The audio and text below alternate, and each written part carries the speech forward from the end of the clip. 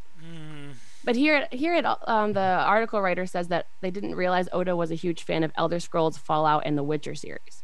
So apparently he is a fan of those and maybe can draw inspirations from that for storytelling. So that's why the story is so bad. Yeah, I don't know. Because I don't know how that relates. The Witcher's garbage, Elder Scrolls is garbage, Fallout is garbage. So it makes sense that Final Fantasy XIV story is all garbage. Taro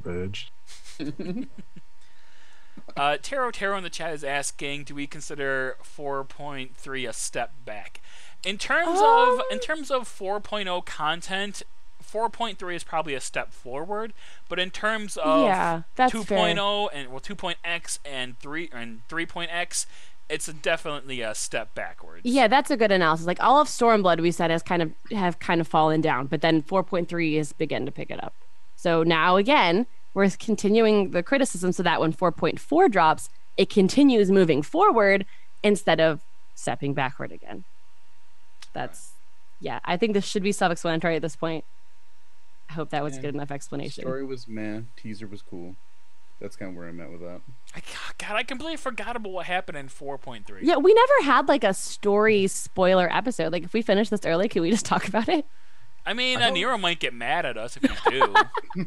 But That's I mean, true. I want to do want to be? I mean, but we're not going to be here next week. When are we going to talk about the story? It's been out for a while now. The week after. I mean, I wanted to talk about the spoiler shit the week of, Nika, and you weren't here, and everyone said not to, but I was okay. fully We cannot prepared, do it without them.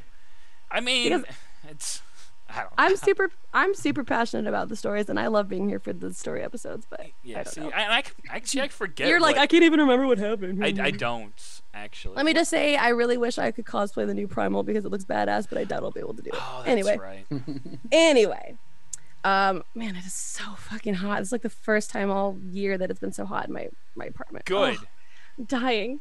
Anyway, I'm like sweating. So dying. Gross. Anyway, I'm so sweaty. I'm dying. But I'm only wearing a tank top, and it's no, I'm not. I'm in a sweat t-shirt. I need to change. Down my body. So #humble brag. Oh well, thanks for the. We see right through you, Nika. No. I feel really gross. Can anyway, we bring this back about the game, okay? Oh, that's your chance at trying to host this. Okay, sure. Yeah, that was terrible. Let's bring this back about the game. At least let's try to pimp Nika and like get some streamer girl tits on this stream. Okay. Streamer? What? Get some streamer girls. No, I tried. Nobody cares about my boobies. I wear low-cut shirts and I don't get more viewers, so why bother? Okay, well, you're leaning forward. There's a whole persona you have to cultivate, okay? Yeah, but if you do that, Twitch bans you. Twitch bans you for doing that. The rookies arch your back a little bit. It works. The rookies get banned. The professionals know how to work that shit. This girl's like, trust me, Nika. I venture a lot of tit streamers, and they are not banned yet. I've cultivated many a titty streamer before. I'm not that promiscuous, and I don't want to be. Okay, well, guess what? Limit Break Radio's wallet says you need to be. Gotta make that money. I'm just gonna continue past that comment. All right, Robin says it might just be me, but isn't most of the stories and quests of FF14 rather happy and optimistic? Oh, that's a good question. I got nothing against that, but is that something you normally aim for by default? And would you be open for darker stories in the future? A mix of happy and dark stories sounds like a good idea in my book. I mean, it works really well in the Elder Scrolls series, for example.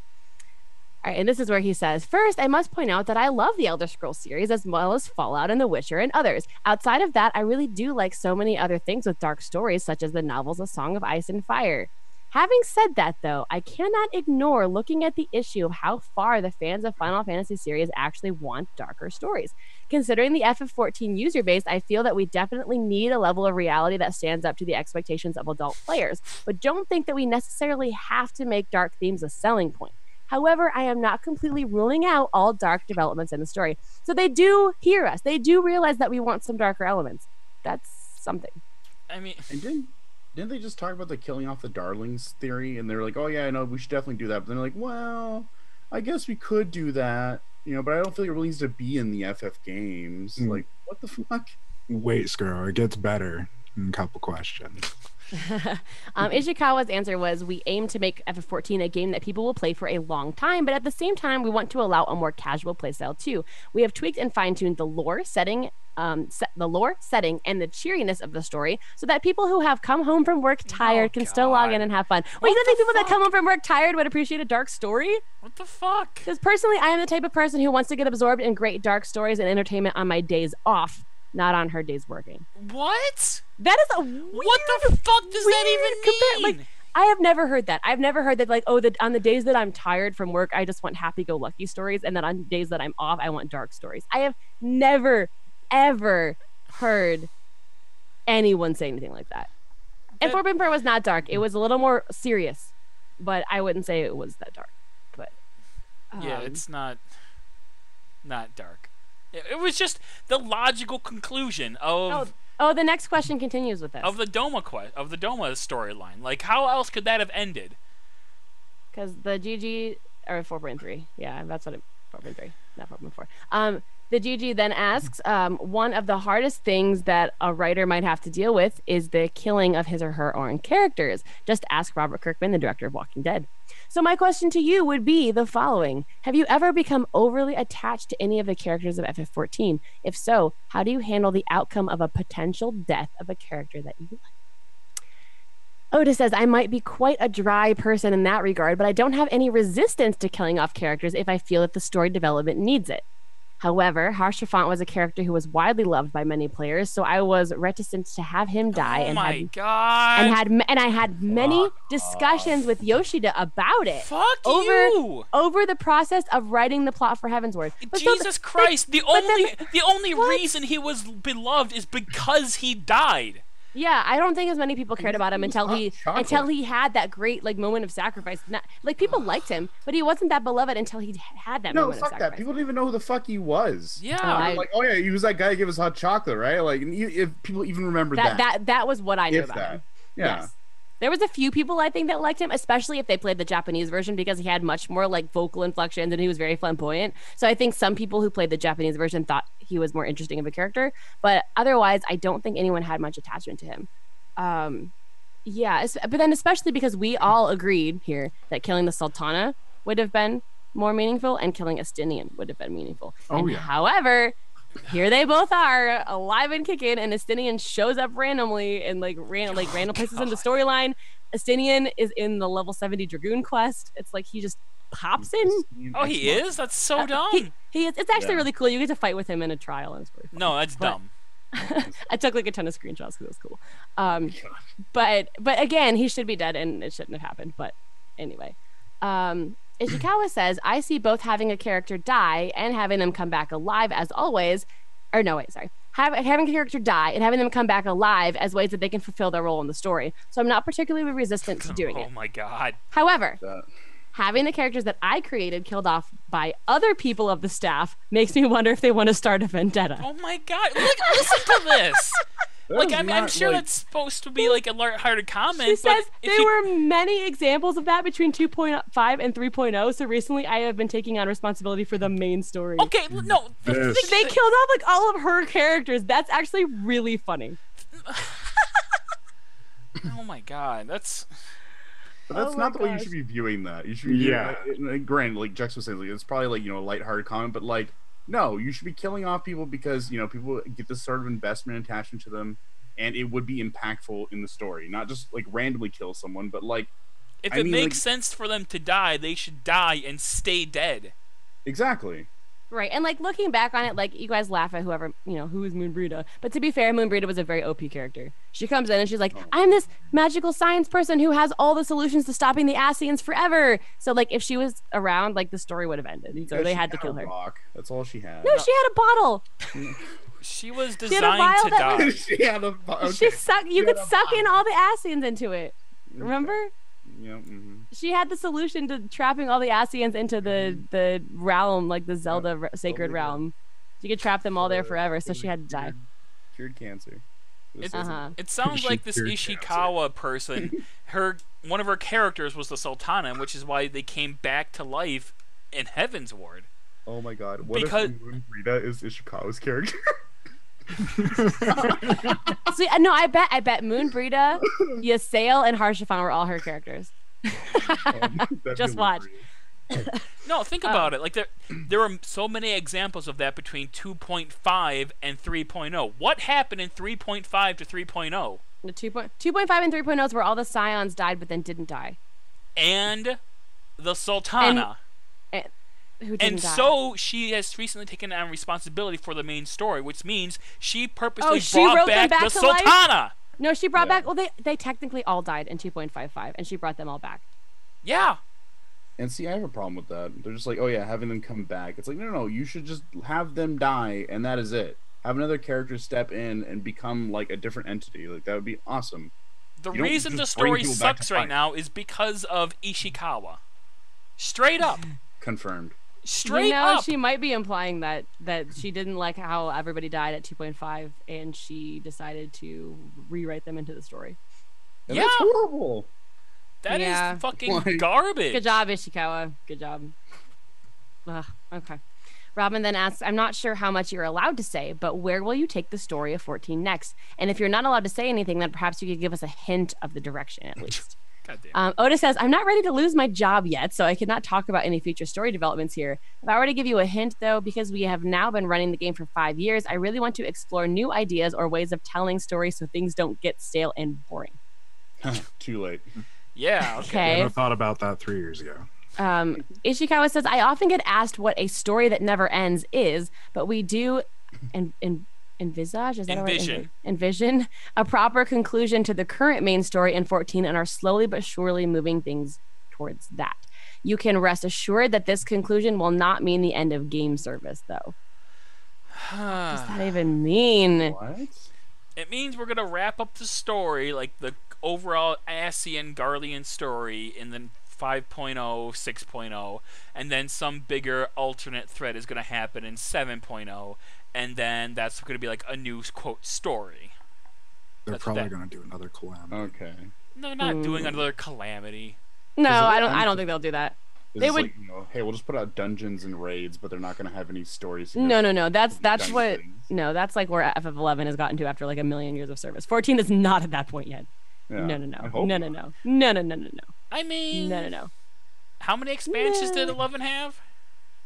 Well, Rise of the Zerlart, Chains of the Mafia. Does that even count Rise of Zerlart? It does because it was launched. It does because the game was launched in Japan for an entire like year before it came out in America. It was like a beta at that point. Rise of the Zerlart, COP, Treasures, Wings of the Goddess, Adolin. So 5 expansions. So we're quickly approaching that, Nika. Next expansion is 5.0. Yeah, but I don't count 2.0 as an expansion. I think the game started again at 2.0. I'm calling 2.0 as Rise of the Zerlart. Yep, I think it's fair. It's fair. I see your comparisons. However, when I think about when they say they want the players to sustain the game, I feel like a lot of people were not playing since 1.0. I feel like the player base has completely changed since 2.0, and it's a new game. I don't think so. Yeah. Next question. Robin asks, I would sure love to hear where your sources of inspiration are when you wrote up the stories and whatnot. Great professional interviewing. Furthermore, is there any specific part of 14's lore, quests, or stories that you like more than anything else? If so, why? Otis says, personally, I get a lot of my inspiration from history, mythology, and folklore. I think I have also been influenced a lot by fantasy and sci-fi novels, too. It is very difficult to narrow it down to just one section of the story as my favorite. Recently, I had a lot of fun writing some crazy stories for the Namazu Beast Tribe quest. I hope you look forward to seeing them. You know, I would like to see them, but there's absolutely no fucking way I'm going to do crafter dailies. All right, I can talk about them for like 2 seconds. Is that the actual quests are horrible, but the in between, like even though the actual stories of them are like, oh, we're making a festival, it actually is a little bit cuter than I expected it to be. So it's like the Moogle bullshit then. I mean, the Moogle bullshit felt like it had less purpose. Like the Namazu tribe is like they have to create this festival because they believe that their evil god will smite them if they don't do certain things to like appease the god or whatever and to stop their destruction. And so every single time you like add something to the festival, it's like, oh, because of the newfound relations between the Namazu and the Ora, if this stops a future incident where the Ora would become starving and kill all of them. Now they won't do that. So you have stopped their destruction once again. Yeah, like there's. How do you know that? Well, because the narrator tells you. Oh, okay. But it's cool because it's kind of scary and dark actually, because it shows like an entire screen of all the Namazu like dead on the ground, and it's kind of dark actually. And then it's like, and every single time, every single main like rank up quest is something like that. Like, oh, you added this to this now, and because of this calamity for the Namazu doesn't happen, and so you've delayed their destruction once again. And so they're showing how it all ties together. And how, when they said the last rank up quest I did was that one I just said with the Ora, and it actually told the little story in a blurb of how the Ora were going to become starving after something happened, and they were going to kill all the Namazu to eat because they had nothing else to eat. But now that won't happen because now they're friends. And so like you are actually like building up Namazu lore basically, and like stopping them from destruction. And so I think they actually have more lore and story behind the Namazu on the like creator side and on the writing side of it. However, because the Namazu are so ridiculously silly, they're presenting it in the form of a festival. Can I get a picture of all the Namazu dead as a large screenshot so I can put it on my background? Yes. I will see if I can find one online. If not, the next rank up quest, if it shows it, I will screenshot it for you. All right, or I wonder if I can see it at the in book. Wait, at every rank up, it just shows always. Yeah, every rank up when it tells you like what a calamity for the Namazu you have prevented, it shows a screen of like all of them dead. Nice. And it is like you have prevented this from happening. Yeah. So okay, at least that's, so I'll see if I can find it in the end. Otherwise, I'll try to screenshot it. Okay? Wylam says nope, I'd still eat them, and Majoga says, is the Namazu all dying off really that bad of a thing? Seriously? Well, the whole point of these quests is to stop them from death. So they're like, okay, we need to have this festival. We need to have a certain amount of people in this festival. We need to have certain events at this festival, and everything you do like changes the future of the Namazus. So yeah, but now I don't even want to do any of the quests because I just want them to die off. I mean, technically, in your game, if you don't do the quests to help them, they will eventually, in 7 years, all be dead. So do your part, people. Don't do the quest. 7 years from now, all the Namazus will die. Yeah. Yeah. Ishikawa says that music is essential to me when I am stretching my imagination. It is a very important tool to help connect me with the emotions of others. I don't think too hard about the original purpose of a song or the lyrics, and I just lose myself in the overall feel of it, which is when I begin to see the scenes that I want to illustrate. What I like best from the story of 14 are many of the scenes where we say goodbye to characters. Again, how many of those are there? Some of them are joyful partings, while others are filled with sadness added death. I hope that these kinds of scenes will stay in the minds of players alongside their own meetings and farewells between each other. Then quit bringing them the fuck back. Yeah, like because I understand there were a few joyful partings that were nice. Like what? Like what joyful part? Like I mean, granted, we've like left people that they just come back anyway. Yeah, like again, like Estinian, even though he didn't die, we had a joyful parting with him as he went off on a pilgrimage, and he keeps showing up. Yeah, I don't know, but. I don't know. And even still, and then there are some with someone and they just permanently be gone, other than I guess Harshafon, who is actually like. And then sad partings at a death. Okay, we had Urianger with Moonbreeda's death, which was sad. We had Harshafon's death. Ysail's death. She didn't get a proper mourning. She fought. She turned into Shiva, saved our asses, and then we didn't actually get to say goodbye to her. And I'm really mad about that. Yeah. Okay. Well, that's because she was a fucking dragon heretic, Nika. She deserved to die in the sky and get no to die at funeral first, whatsoever. And then you realize that she doesn't want things that are all that different from you, and she actually was a fallen warrior of light too. So shut up. Yeah, she fell, Nika. Fell with the dragons. Yeah, because she thought and she that wanted that soul, dragon dick. She thought that because she thought that becoming Shiva would be the best way to save the world. So well, she thought wrong. I'm glad she's dead. Yeah. The only reason I want her alive again is so I can kill her again because she was a fucking heretic. Yeah. She was a main character for the entirety of Heaven's Word, and that's seriously your opinion of her. I even like Moogles. What? No. She loves Moogles. No, that's gross, Scuro. Deep down hate him. Gosh. Right, there is one question left in this interview. All right, let's fucking wrap this fucking shithole up. What are your plans, hopes, and expectations for the rest of the year? Is there anything else that you would like to say to our readers? Oda says, thank you for reading this far. You're so fucking welcome. This has been truly awful. I have been involved with the development of 14 for 7 years since the original and 5 years since ARR. and I really am so grateful to our fan community. I will continue to try my best to satisfy all the players, so please keep supporting. Please keep giving us money, otherwise they will beat me. Ishikawa at least claims it as it is and says, thanks to everyone out there, we managed to exceed 10 million registered players worldwide. At least it didn't say, active players after the release of Stormblood. The whole development team don't want to lose momentum there, though, and will continue to do our best to entertain our players. There will be 3 different fan festivals held at different locations across the world from the end of the year into next year, so I would love to share the excitement with you all there. Is she going to be there? Do we say to her face how stupid she is for bringing people back? Do we get to see her in person? Yeah, I feel we better. Like, that's her, Ishikawa. Ishikawa, why did you bring back the Sultana, and why did you ruin Final Fantasy XIV's story?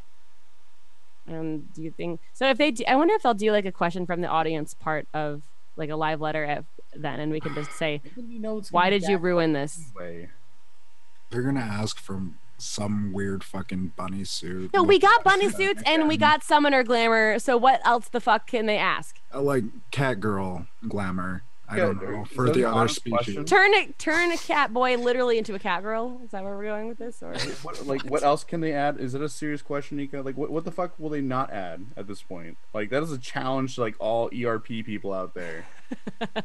Well, like someone's wanting like a furry bear costume. What? We have mascot costumes. Yeah, like what like mascots do we have left to do, like from like other we have Fantasies? A ton. There are like we could do like look at FF10 too. They had the mascot job class. We could easily get like we have the Moogle. They had a Tomberry, and what was the other one? Chocobo? Was it? I don't know. We have a Chocobo mascot costume in this game. Cactuar? I'm not even talking like mascots. I'm talking about like characters from other Final Fantasies. Oh, well, we have characters from 7, 8, 9. Well, we 10. got Squall, so that's everyone from that game.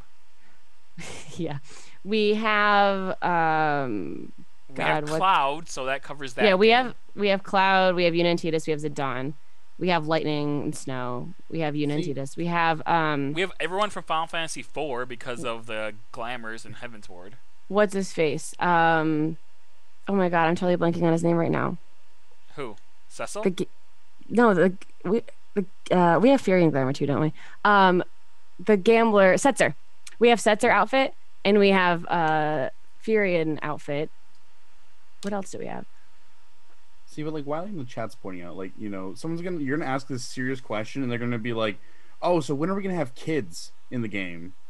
And it's like, are you kidding me? But honestly, speaking of that though, like there actually hasn't been we haven't even seen every race's children yet. We don't care, Nika. We don't care. I would like to explore the different origins of races and things like that. We've only seen a couple of the races' children. I think it's kind of weird that we don't see more, not like our characters' children. It would be silly for our characters to have children. But I mean, like more NPCs in the story and more people in the towns should have kids. But there's not that many kids in this game. Because kids don't do anything. We don't need kids. They're useless. They just stay in the house. Yeah, they just try to kill themselves.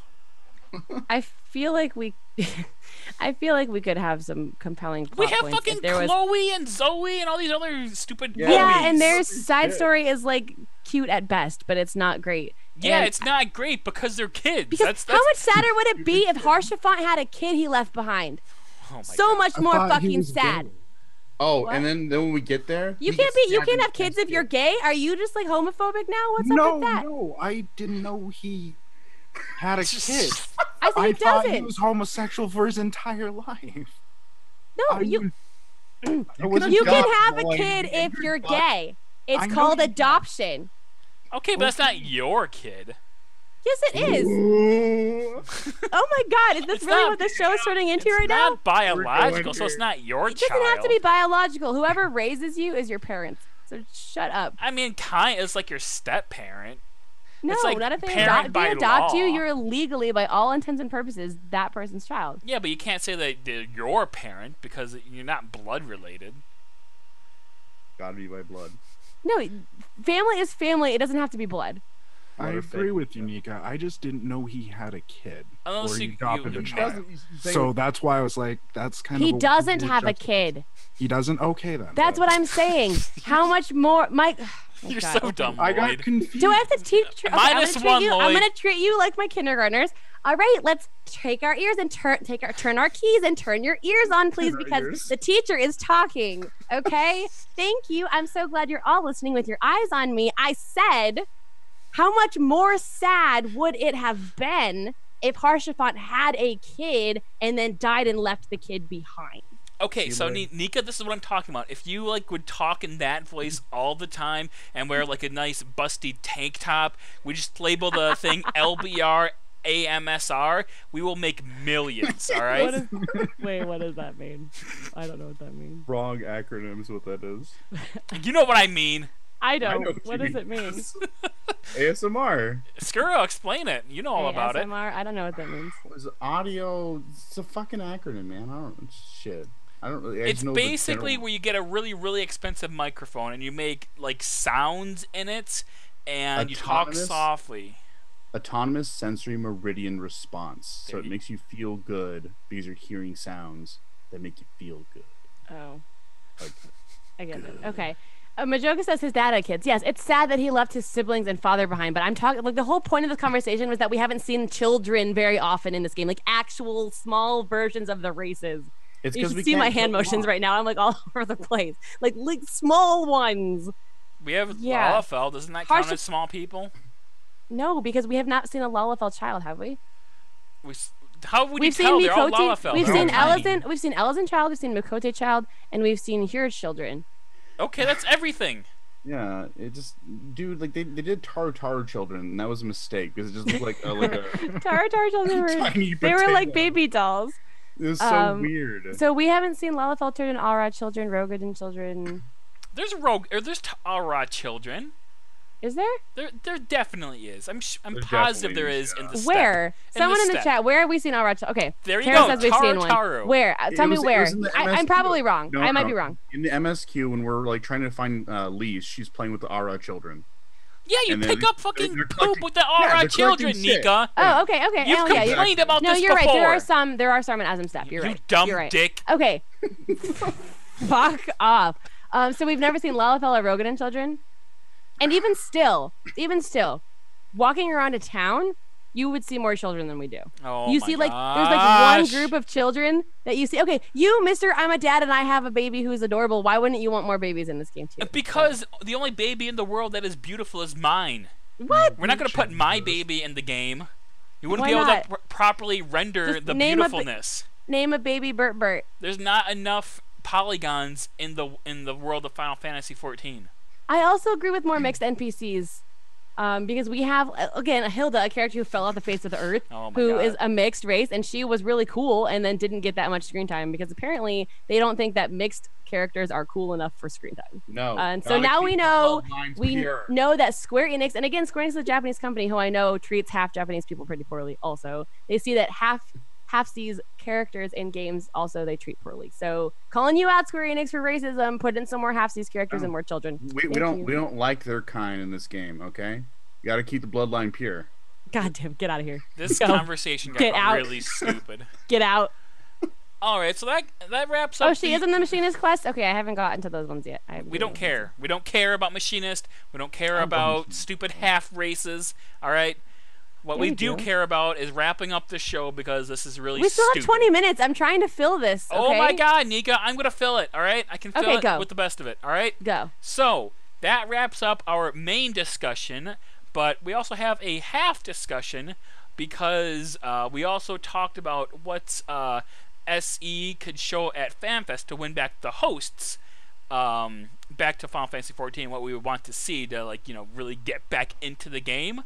And since we have the interns on the show, I figured it would be, you know, like a nice way to like involve them. And since they're actually not playing and haven't played in months, what they would need to see in order to be drawn back into the game. So, Scuro, you have seniority here in the loosest sense of the term. So we'll start with you. So that means something for seniority. Go. Yeah.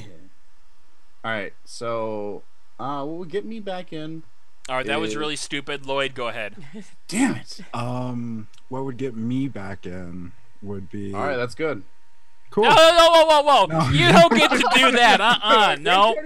Wait, no. now you're trying to be a host? Yeah, no. Get the you don't get to fuck come in out now. of here. Lloyd, go ahead. The floor is yours. But seriously, what would actually get me back into the game would be a difference in the storyline. Just something that would actually draw me. Story. Well, yeah, that's what kept me in 11 for 13 years. In total is just the storyline, just trying to finish what I hadn't finished, if that makes any sense. Where in 14, like I can just wait 3 months and be done with it, and it doesn't have any lasting effect. There isn't any overarching thing that actually draws me into the game, if that makes any sense. Like, just the community isn't there like it was in 11. The challenge of the storyline isn't there like it was in 11. Okay, so you mean like a change to the way that the storyline works, not just like how good it is as a story. You mean like changing the quest system for the story and making it harder and more fun. Yeah, because it's not rewarding to just go from flag to flag to flag to me. That's why I kind of quit WoW back in the day, is because I got tired of just doing those. Yeah, it's that's fair. Bullshit. And you know, like that's the thing, like I feel the part of the reason why 11's story felt so much more impactful was because before you could get that little tidbit of story, you had to do an incredibly hard fight most of the time, where you needed the efforts of your friends to complete it. Yep, I was just about to say the same thing. Great minds here. After you got that, then that little bit of story felt so good. There was something there. And you actually felt connection to the characters, where like most of the time when I'm listening to you guys, most of these characters are throwaways. Like they're just placeholders for text, if that makes any sense. Yeah, it's just the characters in 14 are just there to guide you from point to point. Yep. But I see a lot of changes happening now where like fights seem to be getting a little bit harder, but I doubt the MSQ will ever get to that point. But this last ultimate, whatever the fuck it's called, kind of has me intrigued, and I might come back and see that. But that's a long way away. So, other than that, I don't know what would bring me back. All right, that's fair. I feel like having the story be like kind of gated behind like an actual like hard mode of like the coil bosses or whatever, like that kind of term of difficulty, because you can clear it pretty easily, like the first 2 turns or whatever. I feel like if it was actually gated behind something where you needed like 7 other friends to complete it, I feel like that would actually make the game better and bring more people in and bring more people interested in the story. Well, I mean, actually like get players to communicate with each other, like use the shout system to make parties and stuff like that, like we used to, like meet people, talk to people, not just duty find and you're in a dungeon and you don't have to talk to these people because you just watched the Mr. Happy video, so you know everything, so there's no point in ever saying hello and goodbye to these people. Yeah, that's fair. That's good. All right, that was a pretty good response. Scuro, I'll let you have one more chance.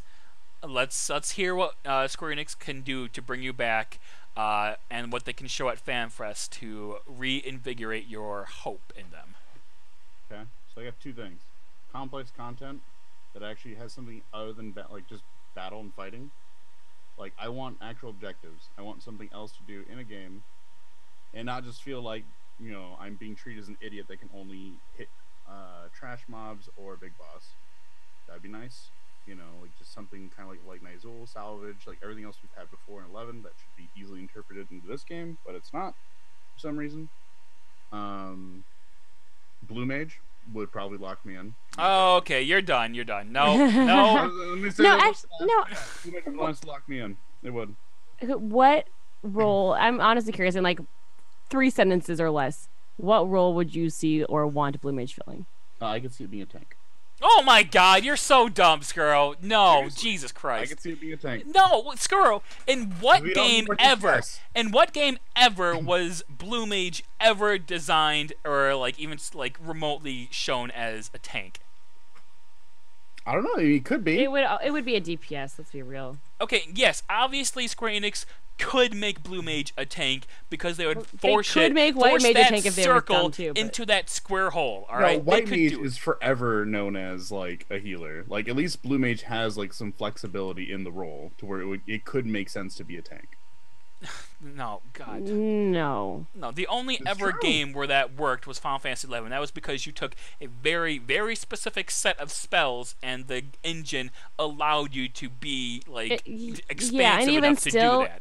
It was very, very few circumstances that allowed you to tank. Also, yeah, like they were good at soloing, and there was a couple NMs where I think they were okay at it. No, but generally, you just like smashed. You stood behind it and smashed whatever that big Blue Mage move was into it over and over and over again. No, I can see Blue Mage as being a possible job, but it's 100% a DD. It's a damage dealer. Honestly, I don't think we're going to get a DD in this next expansion. If we do, it'd be so disappointing. Oh, honey. Yeah. Well, okay. Then again, Yoshi doesn't really give much of a shit about the queue time, so I guess. He claims to give a shit, but doesn't actually understand them. Yeah. And then one of the things would be conflict in the game. That would be really nice because there really is a lack thereof. What do you mean conflict? Like when we went to like Wings of the Goddess in 11, like you felt like you were constantly surrounded by conflict happening. Or in TUAU, you had like the Beastmen at the gates and like you were constantly trying to fend them off. I agree with that very, very much. And you just don't have that. And even like the Garlean representation, like they don't really give a shit about us, but they kind of don't like us. But we're kind of cool with them because we don't like icons either. Like it's just there's no real like. They absolutely hate us, and like they're trying to actively defeat us. Kill us. Honestly, Stormblood should have had that. Like we took back Alamigo, and so the thing is that Garland was unhappy about that. They should be sending in random teams here and there to come and try to take it back that we have to beat down. Yeah. They should take back regions. They should take Ruby C, and if we don't go and take it back, fuck, we can't teleport. I don't know, something stupid. Like we can't do our hunts there. We can't do something there because the Garlands have it and we have to take it back. Like, how fucking easy would it have been to implement something like that? Well, it wouldn't be that hard at all because they did that in 1.0 right before the Calamity, where the would siege the towns and all that. Yep. Oh, well, see, that's why we're not going to get that, though, because it was in 1.0 and everything about 1.0 was bad. That was probably the best part of 1.0. And the thing is that was the part that they knew wasn't going to stay because they had done like the whole server save and then they started doing all this shit. So like they did the server save and then it was like, okay, now everyone's going to raid the cities and we're going to give out free relics and let everyone go ham on the bad guys. So like they implemented an entire new system to never use it again. It's kind of lame. Yep. All right. Well, that's fair. That's fair. All right. Well, since we were talking about jobs, let's keep talking about jobs for a little bit. What do you guys think we're gonna get in 5.0? Do you think we're gonna get a tank and a healer? Or that's true. They always announce new jobs at these fan fests through T-shirts. Do you think Yoshi's gonna do another T-shirt reveal? Of course he's going to. We better get a tank and healer. That's all I gotta say. I think we're gonna get 2 more DPS. God no. Please no. Well, no, it's definitely a healer though, because they've all but confirmed whatchamacallit. That stupid healer from Geomancer. Yeah, Geomancer. I don't want to say they've all but confirmed that. Like the Astrologian storyline has a lot about geomancy, but they talk a lot about how it's just like an ancient version of astrology. Like and that they have to like work in harmony. It could be, but it seems to me like geomancy is performed the same way as astrology. It's just a different side of the elemental aspect of healing or whatever. Like I don't feel like it was a separate job from Astrologian. I feel like the storyline told us it was basically the missing part of Astrologian, not that it's actually going to be a job. But yeah, I mean, I think the only one that hasn't really suggested like expansion jobs is probably 2.0 because I can't think of like anything that suggested Dark Knight, Astrologian, or Machinist back then. Like in the game itself. Yeah, but I mean like. Well, no. To be fair, we knew we were getting a gun class. There was a. What was it called? There was there was that guild. There was a guild, and there was the NPC in the tower. What's that one called? The dungeon that has Siren in it.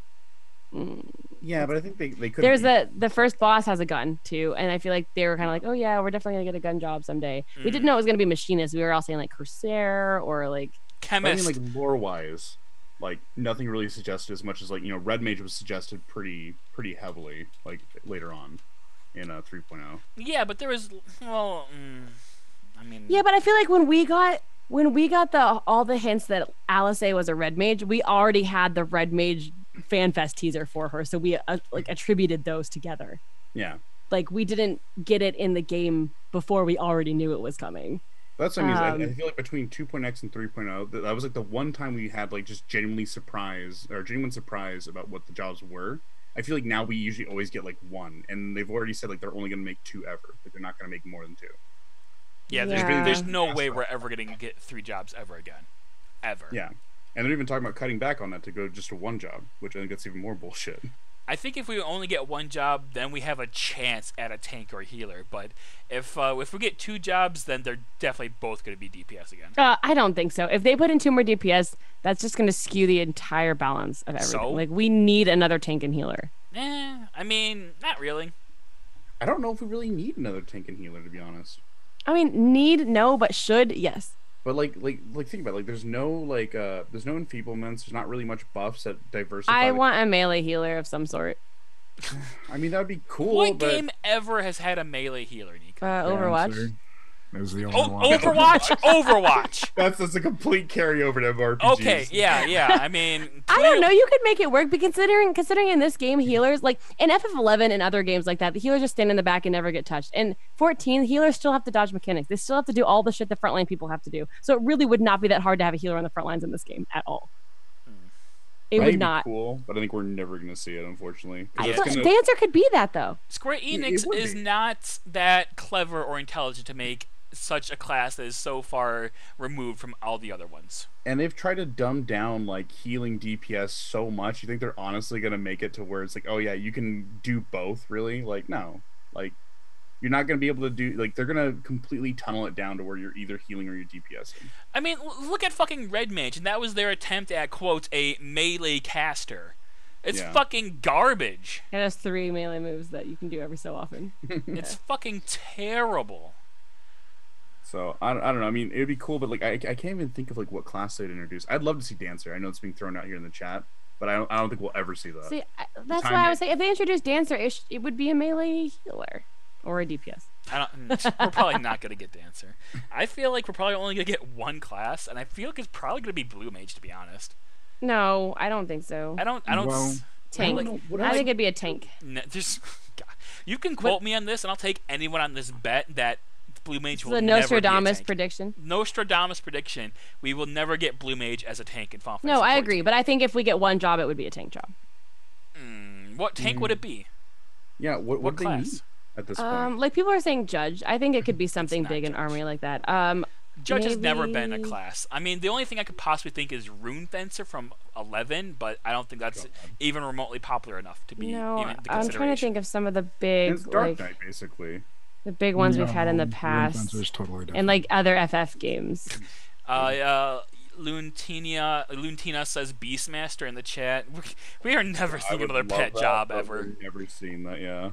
No, but someone had a good point that Puppet Master was mentioned in one of the lower quests, one of the job quests. I mean, Viking or like a Berserker would be really cool. Berserker could be a tank. But the thing is, like, it's just like what? Like, you look at it. You have your shield tank, you have your blood tank, and then you have your magic damage tank. So, like, what more do you really need? Well, that's basically warrior. Is your damage tank? We don't have like an evasive tank. We're they could never repurpose getting Ninja that, for a tank. Your blink tank. Well, yeah. Oh my okay. Essie, have you ever thought about putting in shadows? Does that ring any bells to you? Like, you feel good about that? We had shadows and they took them out. Those dicks. Yeah, we're never getting that.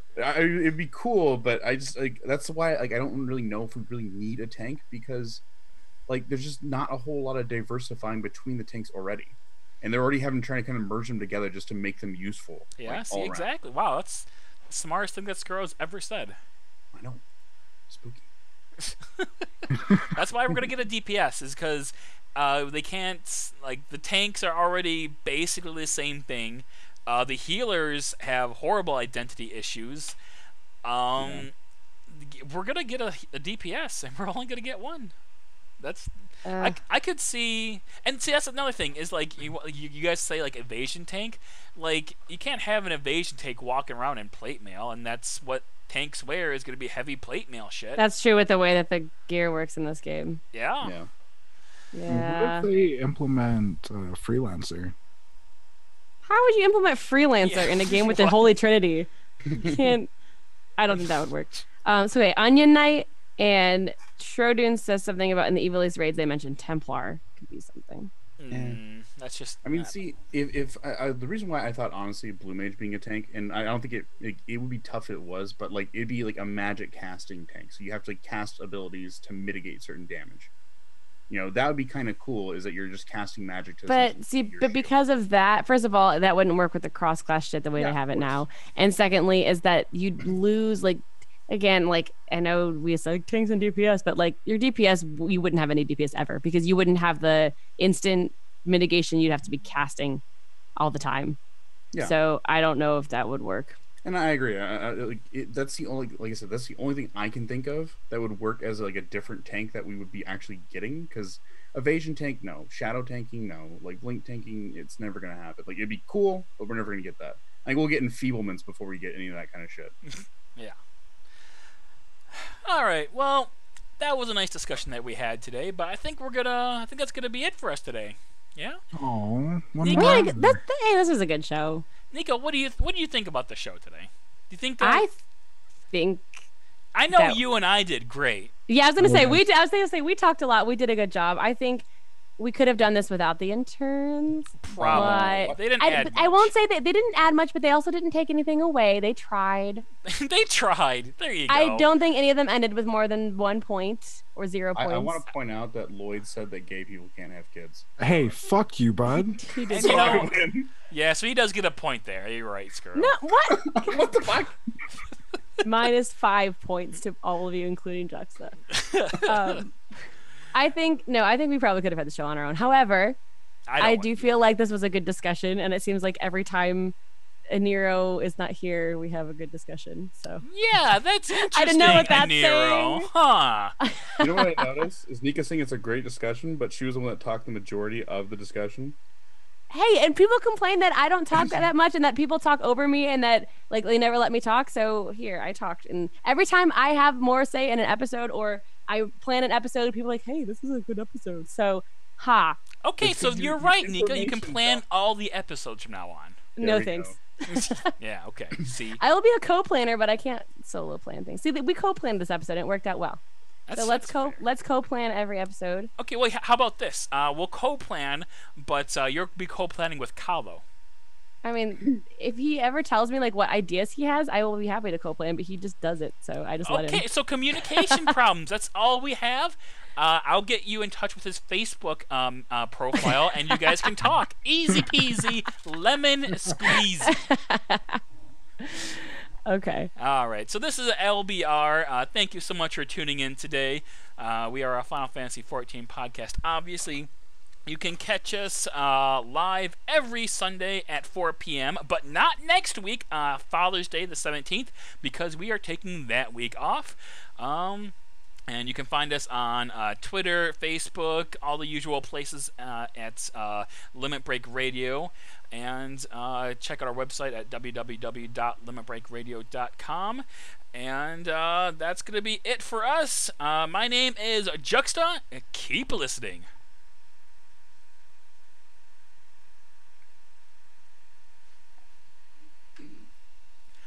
Limit Break Radio is a production of LimitBreakRadio.com and Bender Media Productions. This episode was produced by Juxtaposition, Nika, Lloid, and Scuro?